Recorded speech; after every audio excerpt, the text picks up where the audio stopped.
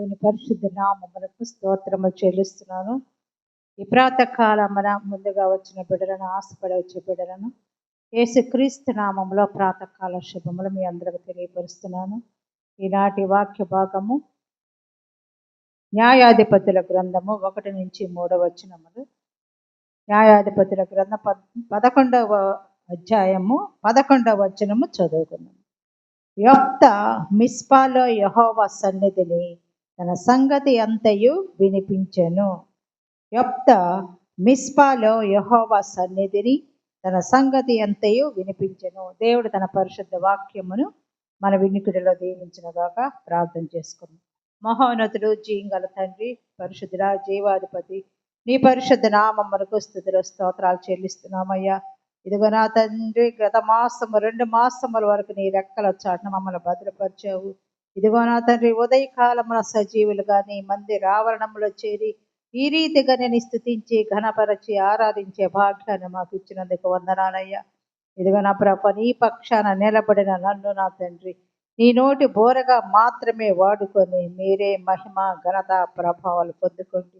ఈ కూడిక ఆదరించి అందము వరకు నా ప్రభ మీరే క్రమంగా జరిపించుకోమని యేసు జీవం గల పరిశుద్ధ నామములో ప్రార్థిస్తున్నాము తండ్రి, ఆమేన్. ఈనాటి అంశము మిస్పా, ప్రార్థన స్థలము. ఇక్కడ గిలాదు యొప్తా మిస్పాలో యెహోవా సన్నిధిని తన సంగతి అంతా వినిపించెను. అంటే గిలాదు వాడైన యొప్తా తన దేవుని కలుసుకోవడానికి మిస్పా అనే స్థలమును ఎన్నుకున్నాడు. అంతకంటే ముందుగా ఒక 2 మాటలు మాట్లాడాలనుకుంటున్నాను నేను. భస్మ బుధవారం రేపటి నుంచి మనకి లెంట్ డేస్ స్టార్ట్ అవుతాయి. కాబట్టి భస్మ బుధవారం అంటే రేపు క్రైస్తవులకు చాలా పవిత్రమైనది. మనము ఈ లెంట్ డేస్ని భస్మ బుధవారంతో అంటే రేపటి దినాన్ని నుంచి మనము ప్రారంభించుకుంటాం. ప్రతి దినము సాయంకాలం 6:30 నుంచి 7:30 వరకు ప్రతిదినము 40 దినములు మనము ఆచరిస్తాము. లెంట్ అంటే లేచుట, చిగుర్చుట అని అర్థము. లెంట్ దినాలను శ్రమ దినాలని, ఉపవాస దినాలని కూడా మనము పిలుస్తాము. భస్మ బుధవారాన్ని లెంట్ బుధవారం అని అంటారు. భస్మం అంటే బూడిద. పరిశుద్ధ గ్రంథములో ఈ బూడిదను గురించి అనేక సార్లు వ్రాయబడి ఉన్నది. ఏబు భక్తుడు అంటున్నాడు, నేను బూడిదలో పడి పశ్చాత్తాపడుచున్నానని ఏబు భక్తుడు అంటున్నాడు.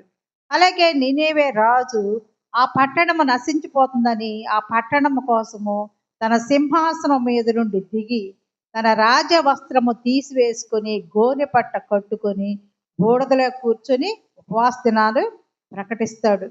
రాజు తగ్గింపునకు, క్షమాపణకు గుర్తుగా పరిశుద్ధ గ్రంథంలో ఈ విషయం రాయబడి ఉన్నది. అలాగే మొర్దెకై కూడా బూడిద పోసుకొని రాజు గుమ్మం వద్ద వచ్చాడు. తన బాధను, నిరసనను మొర్దెకై తెలియజేశాడు అనమాట. అలాగే యేసు ప్రభు కూడా ఈ లోక పరిచర్య ప్రారంభించడానికి ముందు 40 దినాలు 40 రాత్రులు ఆయన ఉపవాసం ఉండి ఆయన ప్రార్థన చేశాడు. అంటే మనము అలాగే ఆకాశపు వాకిళ్ళు విప్పి 40 దినములు జల ప్రళయం అన్నమాట. వర్షాన్ని దేవుడు ప్రవహింపజేసి అటువంటి దేవునికి వ్యతిరేకమైన బిడ్డల వాళ్ళని నాశనం చేశాడు అనమాట, వాళ్ళ పాపం గురించి. అలాగే మనము ఈ యొక్క భస్మ బుధవారం రోజున క్రైస్తవులందరూ భక్తి శ్రద్ధలతో మన హృదయాలను దేవుని ఎదుట కృమ్మరించుకోవడానికి ఈ 40 దినాలు ఉపవాస దినాలుగా పాటించి మన జీవితాలను వాక్యం ద్వారా, ప్రార్థనల ద్వారా నూతన పరుచుకోవడానికి దేవుడి సమయాన్ని ఈ సంవత్సరం మనకు తిరిగి అనుగ్రహిస్తున్నాడు.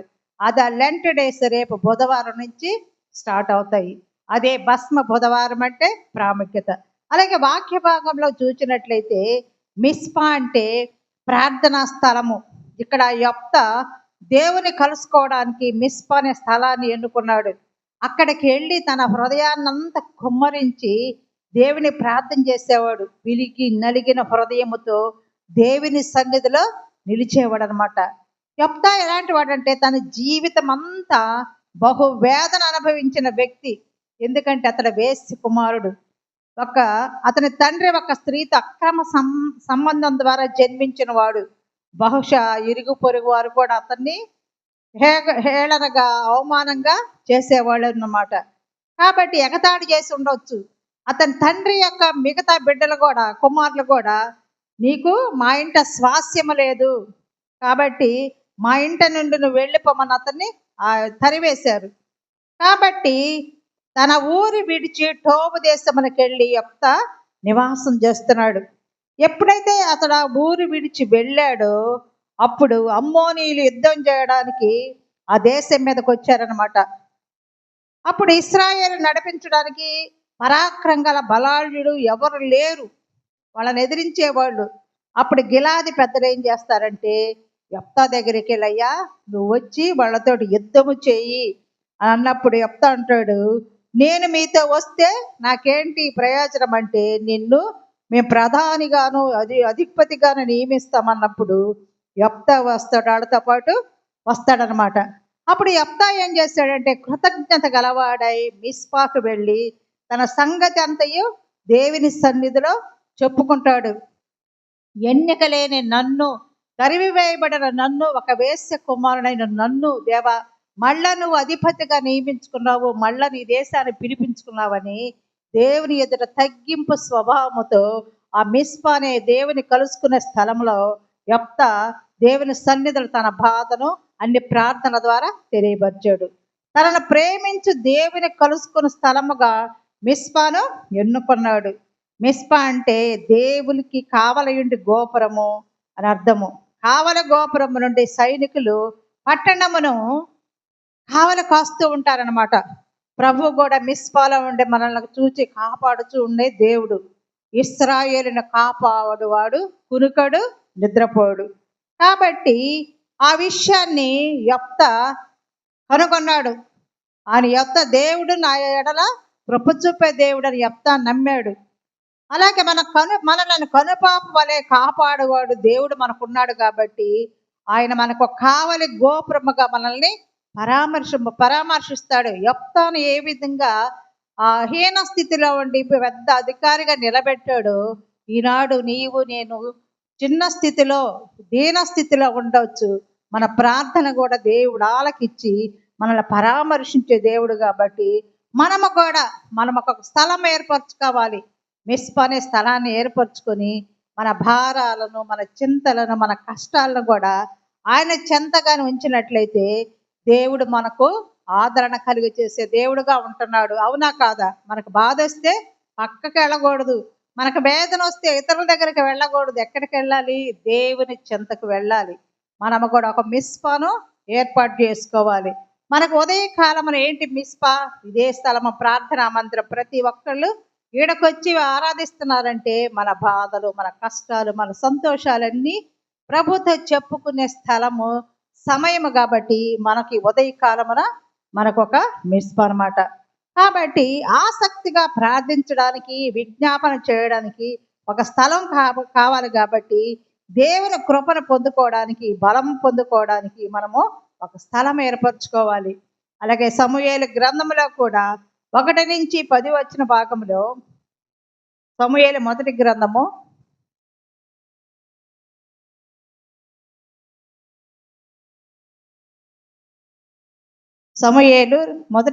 1 నుంచి 10 వచ్చిన భాగంలో ఇక్కడ 1:10 బహు దుఃఖాక్రాంతురాలై యెహోవా సన్నిధిని ప్రార్థన చేయొచ్చు బహుగా ఏడ్చెను. హన్నా గురించి అనమాట. హన్నాకు సొంతలేని హన్నాకు ఒక మిస్పా ఉన్నది. అది దేవాలయం, ఆమె ప్రార్థనా మందిరము. ఆమె జీవితము ఎన్నో సమస్యలు ఎదురైనప్పుడు మనుషులను వెదకి పరుగులు పెట్టకుండా, ఆమె లోకల ఆదరణ కొరకు అటు ఇటు తిరగకుండా ఏం చేసిందంటే తన బాధను ప్రభు దేవుని చెంతలో ఆమె ఆయన సన్నిధానములు ఆమె ఒప్పుకున్నదనమాట. ఆమె ఏం చెప్తుందంటే, సైన్యములకు అధిపతికి యెహోవా నీ సేవకురాలైన నాకు కలిగి ఉన్న శ్రమను చూచి నన్ను జ్ఞాపకము చేసుకొని నీ సేవకురాలైన నాకు ఒక మగపిల్లను దయచేసిన ఎడల వాని తల మీదకి క్షారపు కత్తి ఎన్నటికి రానీక వాడు బ్రతికి దినములన్నిటిను నేను వానిని యెహోవాకు నీకు అప్పగింతునని మొక్కుబడి చేసుకొనెను. ఆమె యెహోవా సన్నిధిని ప్రార్థన చేస్తుండగా ఏలి అంట ఆమె నోరు కనిపెడుతూ ఉన్నాడు. ఆమె మనసులోనే తన బాధనంతా బయటికి శబ్దం రాకుండా దేవుని సన్నిధిలో తన బాధనంతా ఆమె ఒప్పుకుంటున్నప్పుడు, అన్న తన మనసులోనే ఆమె చెప్పుకుంటున్నప్పుడు, ఆమె పెదవులు మాత్రము కదులుచున్నప్పుడు, ఆమె స్వరము వినబడలేకున్నప్పుడు ఏలి అనుకుంటాడు, ఈమె మత్తురాలై ఉన్నది, ద్రాక్షారసం తీసుకున్నది అనుకొని, ఎంతవరకు నీవు మత్తురాలైందువు, నీవు ద్రాక్షారసము నీ యొద్ద నుండి తీసివేయమని చెప్పినప్పుడు అన్న అంటది, నా ఏలిన వాడ, నేను మనోదుఖము గలదారినై ఉన్నాను, నేను మద్యపానమునైనను పానము చేయలేదు, కానీ నా ఆత్మ యెహోవా సన్నిధిని కుమ్మరించుకుంటున్నాను అంటాడు. నీ సేవకురాలైన నన్ను పనికి మాలిన దానిగా నీవు ఎంచవద్దయ్యా. అత్యంత కోప కారణమును బట్టి బహుగా నిట్టూర్పులు విడుచు నాలో నేను దేవునిని చెప్పుకుంటున్నాను నా బాధ అన్నప్పుడు ఏలి అంటాడు, నీవు క్షేమముగా వెళ్ళము, ఇశ్రాయేలు దేవునితో నీవు చేసుకున్న మనవిని ఆయన దయచేయునుగాక ఆమెతోటి అన్నతో చెప్పినప్పుడు, ఆమె దేవుని సన్నిధిలో తన బాధను చెప్పుకుంది, తన కష్టాన్ని చెప్పుకుంది. లోకుల వైపు వెళ్ళలేదు, జనుల దగ్గరికి వెళ్ళలేదు, తన ఆప్తుల దగ్గరికి వెళ్ళలేదు. తనకు కలిగిన వేదనంతా దేవుని సన్నిధానంలో ప్రభుకు అప్పచెప్పుకున్నప్పుడు మరుసటి సంవత్సరములో యెహోవా ఆమెను జ్ఞాపకం చేసుకుని గనుక అన్న గర్భము ధరించి దినముల నిండినప్పుడు ఒక కుమారుని కని, నేను యెహోవాకు మొక్కుకొని వీనిని అడిగితిని అనుకొని వానికి సమూయేలు అని పేరు పెట్టింది. ఎప్పుడైతే ఆమె హృదయాన్ని కృమ్మరించుకొని అడిగినదో ఆమె యొక్క ప్రార్థన దేవుడు ఆలకిచ్చాడు, ఆమెను జ్ఞాపకం చేసుకున్నాడు. అలాగే మనకు కూడా ఒక మిస్పా ఉండాలి. అలాగే యెహోవా జ్ఞాపకం చేసుకున్నాడు కాబట్టి ఆమె ఆ యొక్క కుమారుని పొందినది. ఆ ఒప్పంద ప్రకారము కూడా ఆ యొక్క సమూయేలును ఆ బిడ్డను యెహోవాకు ప్రతిష్ఠ చేసినది. తాను బ్రతుకు దినములన్నింటిని వాడు యెహోవాకు ప్రతిష్ఠితుడని చెప్పును. అప్పుడు వాడు యెహోవాకు అక్కడనే మొక్కాడు. చిన్నప్పుడే తల్లి మాటకి లోబడ్డాడు. ఎప్పుడైతే ఆ బిడ్డను తీసుకొని వచ్చిందో యెహోవాకు ఆ బిడ్డ మొక్కాడు అనమాట. అలాగే యెషయా గ్రంథంలో కూడా 38వ అధ్యాయంలో, యెషయా గ్రంథము 38వ అధ్యాయము 3వ వచనములో, ఇక్కడ మొదటి వచనములో, ఆ దినంలో హిజ్కియాకు మరణకరమైన రోగము కలుగగా ప్రవక్తయు ఆమోజు కుమారుడైన యెషయా అతని దగ్గరకు వచ్చి, నీవు మరణమగుచున్నావు, బ్రతుకు కనుక నీ ఇల్లు నీవు చక్కబెట్టుకునమని యెహోవా సెలవిచ్చుచున్నాడని చెప్తాడనమాట. హిజ్కియాకు మరణకరమైన రోగం వచ్చిందని చెప్పి యెషయా ప్రవక్త పోయి అతను చెప్తాడు, నువ్వు మరణమవుతున్నావు, నీవు బ్రతవు కాబట్టి నీ ఇల్లు చక్కబెట్టుకోమన్నప్పుడు హిజ్కియా ఏం చేస్తున్నాడంటే, అయ్యా యెహోవా, యథార్థ హృదయుడినై సత్యముతో నీ సన్నిధిని నేనెట్లు నడుచుకుంటునో, నీ దృష్టికి అనుకూలముగా సమస్తమును నేను ఎట్లు జరిగించుతునో కృపతో జ్ఞాపకము చేసుకొనమని హిజ్కియా కన్నీళ్లు విడుచుచు యెహోవాకు ప్రార్థన చేశాడు. అయ్యా, నేను చనిపోతున్నానా, నేను ఎట్లా సత్యంతో నీ ఎట్లా నడుచుకున్నానో, నీ దృష్టికి అనుకూలంగా నేను ఎలా ఉన్నానో కృపతో నన్ను జ్ఞాపకం చేసుకోమయ్యని కన్నీళ్లతో ప్రభువుని వేడుకున్నప్పుడు యెహోవా ప్రార్థన ఆలకించి ఏమన్నాడంటే, నీవు కన్నీళ్లు విడుచుడు చూచితిని, నీ ప్రార్థన నేను అంగీకరించి ఉన్నాను, ఇక 15 సంవత్సరముల ఆయుష్ నీకు ఇచ్చేదను, పొడిగిస్తాడనమాట. అది ఎప్పుడైతే పశ్చాత్తాపంతో ఆయన దేవుని సన్నిధిలో మొరపెట్టుకున్నాడో దేవుడు ఆ ప్రార్థన ఆలకించాడా లేదా? ఆ యొక్క ఆయుష్ను 15 సంవత్సరములు ఆయనకి ఇచ్చాడు. అలాగే ఇక్కడ హన్నాకు కూడా ప్రార్థన, ఆమె యొక్క ప్రార్థన విని కుమారుని అనుగ్రహించాడు. హిజ్కియాకు తన మరణకరమైన రోగం వచ్చి ప్రార్థించినప్పుడు ఇంకా ఆయుష్ 15 సంవత్సరములు ఇచ్చాడు. రాజుకు హిజ్కియాకు ఒక మిస్పా ఉన్నది. అదేంటంటే ఆయన ఇంటి గోడ అనమాట. నీవు మరణమగుచున్నావు, ఇల్లు చక్కబెట్టుకోమని ప్రవక్త ద్వారా వచ్చిన వార్తని హిజ్కియా విని ఆయన ఆ గోడ తట్టు తన ముఖము తిప్పుకొని ప్రార్థించాడు. అలాగే ఇంకొక వ్యక్తి ఉన్నాడు, దానియేలు. దానియేలు గ్రంథము 6వ అధ్యాయము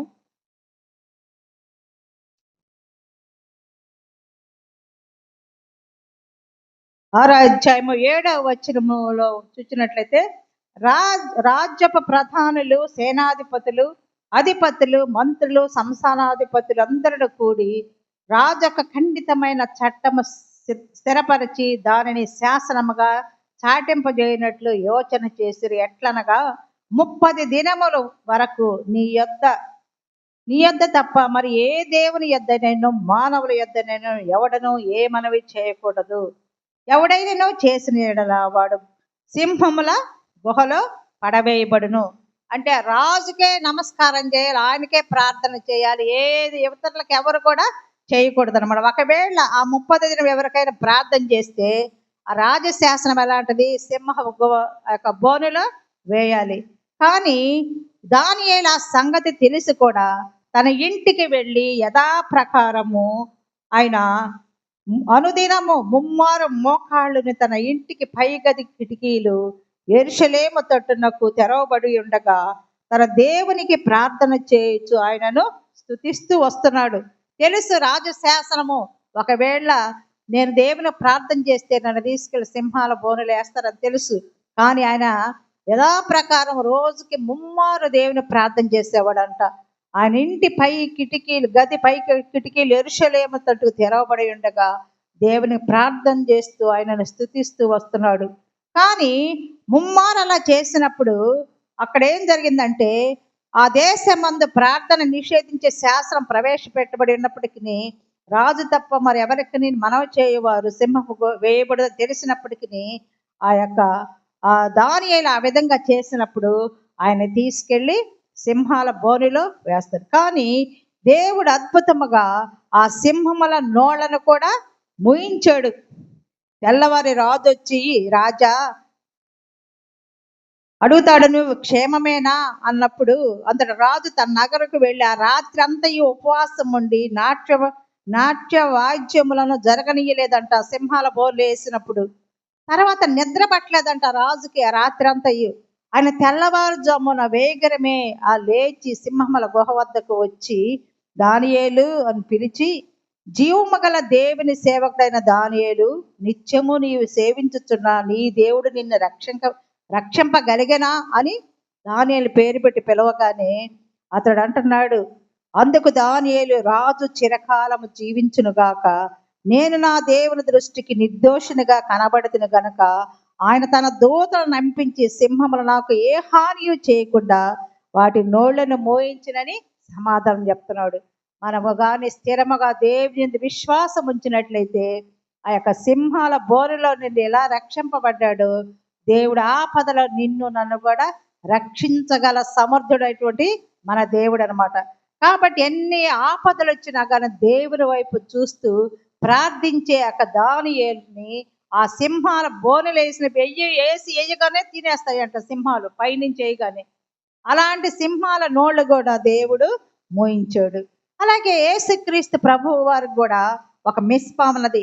లోకాసు వార్త 22వ అధ్యాయము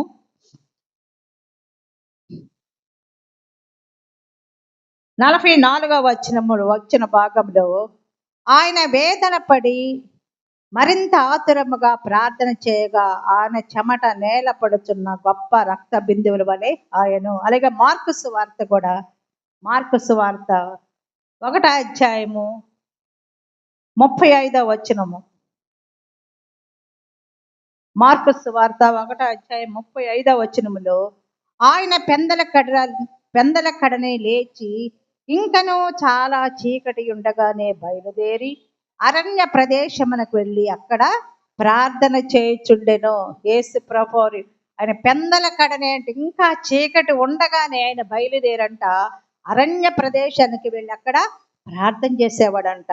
ఆయన ప్రార్థన చేస్తుంటే ఆయన వేదన పడి ఆతురముగా ప్రార్థన చేయగా ఆయన చెమట నేల పడుతున్న గొప్ప రక్త బిందువుల వలె, ఆయన చెమట కింద పడి గొప్ప రక్త బిందువుల వలె అయ్యాయంట.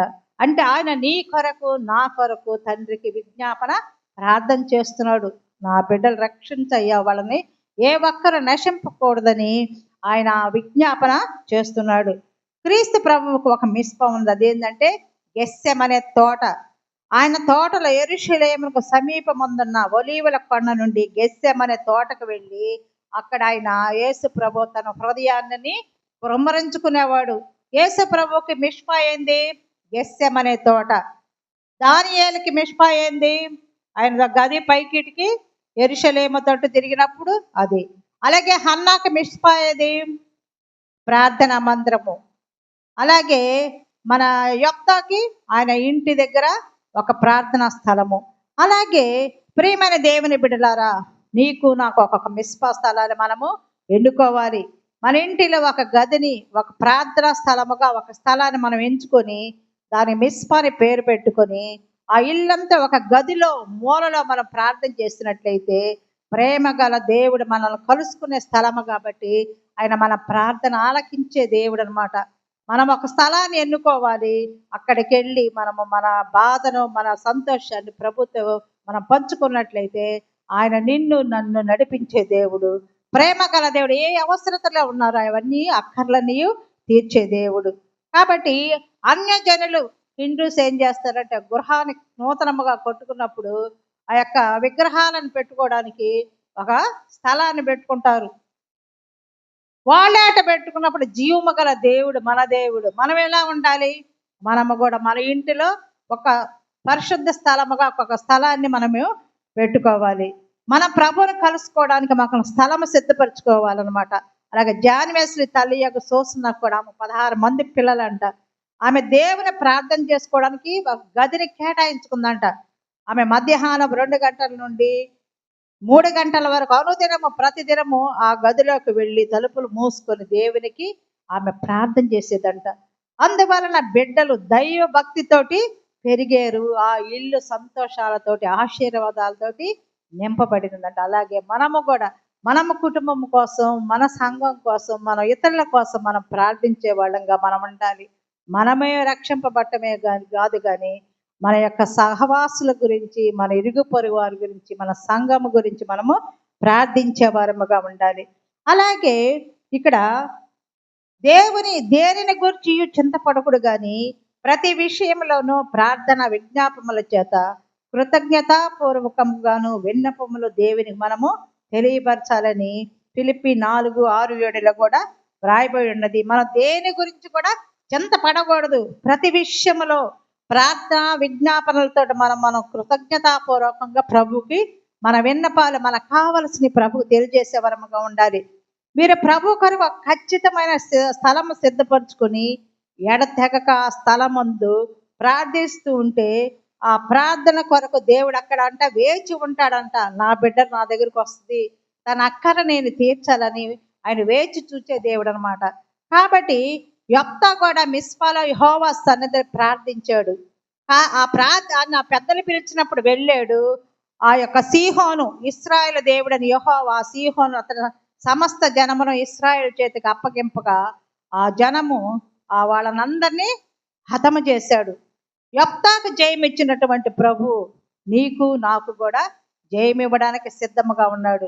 అది చిన్న పనైనా సరే, పెద్ద పనైనా సరే, ప్రార్థనా స్థలముకు మిస్పాకు వెళ్ళి మనం ప్రభుకు తెలియపరిచే వరముగా ఉండాలి. చిన్న విషయమైనా కానీ, పెద్ద విషయమైనా కానీ ప్రభు చెంత పెట్టాలి. మనం ఆయన పాదముల దగ్గర పెట్టి, ప్రభు నాకు అది అవసరము, బలహీన స్థితి అడగాలి, సంతోషమా స్తుతించాలి. అవన్నీ కూడా దేవుని సన్నిధిలో పెట్టినట్లయితే, అనుదినము ఆయన మనం కలుసుకున్నట్లయితే, ఆయన ప్రేమతో మనం ఆరాధించినట్లయితే మిస్పా మీ యొక్క హృదయ భారములను దించు స్థలముగా, సంతోషమిచ్చే స్థలముగా ఉంటుంది.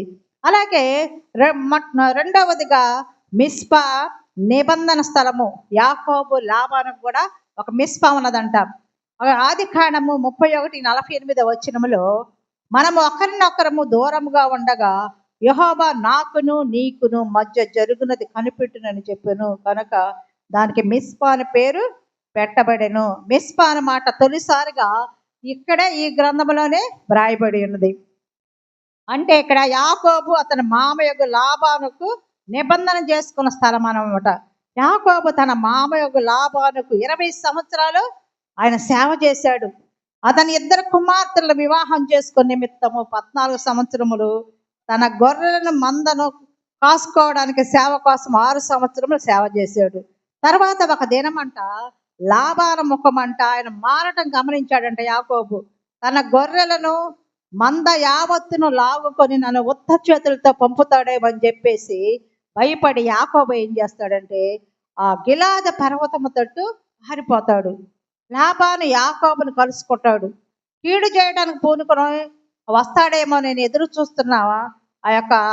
ఆ యాకోబుకు లాబాను వచ్చి నిబంధన చేసుకున్నట్లు ప్రభు చేస్తాడు. ఇద్దరి వద్ద వైరమ లేకుండా వాళ్ళిద్దరిని కలిపి నిబంధన చేసుకోవడానికి ప్రభు చేస్తాడు. కాబట్టి లాబాను యాకోబును ఆ గిలాదు పర్వతం ముందు ఒక స్తంభము నిలవబెట్టి నాకును నీకు మధ్య జరుగునవి యెహోవా కనిపెట్టునని చెప్పి నిబంధన చేసుకున్నారు. అదే వారిద్దరికి మిస్పా స్థలం అన్నమాట. అలాగే మూడవది మిస్పా విజ్ఞాపన స్థలము. సమూయేలు మొదటి గ్రంథము 7:5 అంతటా సమూయేలు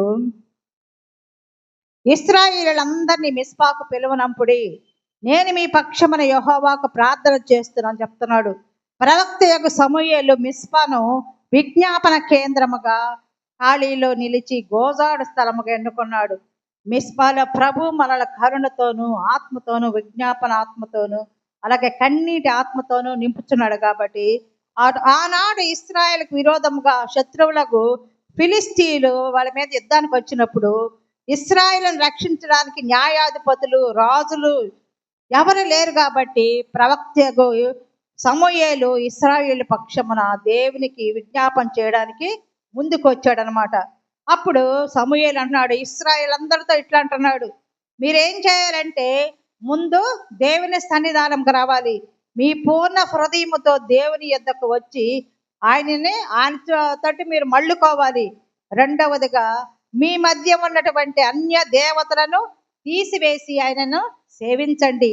మూడవదిగా పట్టుదలతో యెహోవాను మాత్రమే సేవించాలని ఆ యొక్క సమూయేలు ఆ ఇశ్రాయేలుకి చెప్తాడు. మొట్టమొదటిది ఏంటి?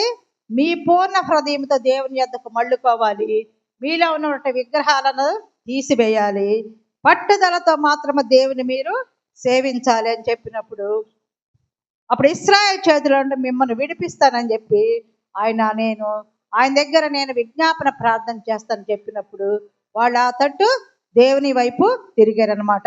అలాగే దావీదు అంటున్నాడు, జనులారా ఎల్లప్పుడూ ఆయన యందు నమ్మిక ఉంచుడి, ఆయన సన్నిధిని మీ హృదయములో కృమ్మరించుకొనుడి, దేవుడు మనకు ఆశ్రయమని కీర్తనలో 62:8 చెప్తున్నాడు.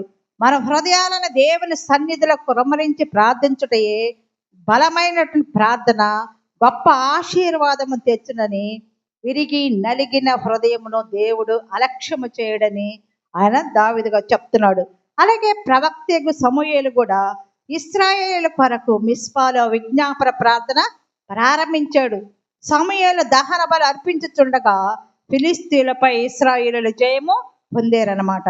అలాగే దేవుని బిడ్డలారా, నేడు ప్రభు మన పక్షమును యుద్ధం కాబట్టి మీకు విరోధంగా లేచిన శత్రువుల యొక్క సైన్యమును ఓడించుటకు ప్రభు మీ పక్షాన ఉన్నాడు. కాబట్టి మనము విజ్ఞాపన స్థలం మాత్రమే కాదు కానీ అది జయము కలిగించే స్థలము, మనల్ని ఎల్లప్పుడూ విజయంలో నడిపించే స్థలము, మనకు ఆశీర్వాదముగా ప్రభు కొరకు మనము ఎదురు చూచేవారముగా ఉండాలి. మిష్పా అంటే ఏంటి? ప్రార్థనా స్థలము. మొట్టమొదట యొప్తాను అట్టడుగునటువంటి ఎన్నిక లేని యొప్తాను ఆ యొక్క గిలాదులో ఒక నాయకునిగా నియమించి ఎప్పుడైతే ఆయన తగ్గింపు స్వభావంతో దేవుని సన్నిధిలో మిష్పాలో ఆయన హృదయాన్ని కుమ్మరించాడో జయాన్ని అనుగ్రహించాడు. రెండవది కదా హన్నాను ఆ యొక్క సంతానం లేనప్పుడు ఆమె దేవుని సన్నిధిలో తన హృదయాన్ని కృమ్మరించుకుని ప్రార్థన చేసినప్పుడు ఆమె యొక్క సంతోషంలో ఒక కుమారుని అనుగ్రహించాడు సమూయేలుని. మూడవదిగా ఇజ్కియా మరణకరమైన రోగం వచ్చినప్పుడు యెషయా చెప్పినప్పుడు ఆయన కన్నీళ్లు విడుచుచు తన ఇంటి గోడ తట్టు తిప్పి ఏడ్చి ప్రార్థన చేసినప్పుడు అతని ఆయుష్ 15 సంవత్సరములు దయచేశాడు. అలాగే దానియేలు కూడా ఆయన ముమ్మారు దేవుని ప్రార్థన చేశాడు. ఆయన సింహాల బొరల పడవేసినా కానీ దేవుడు ఆ సింహాల నోడను మూసివేశాడు. యేసుక్రీస్తు ప్రభువుకు ఆయన ఒలీవల కొండ గెత్సెమనే తోటలో ఒక మిస్పా ఉన్నది. ఆయన నీ కొరకు నా కొరకు ఆయన విజ్ఞాపన ప్రార్థన చేస్తున్నాడు. అలాగే ఇక్కడ సమూయేలు కూడా ఇశ్రాయేలు పక్షాన ఆ యొక్క మిస్పా ఏర్పాటు చేసుకొని దేవుని సన్నిధిలో బలము పొంది వారి గురించి ప్రార్థన చేశాడు.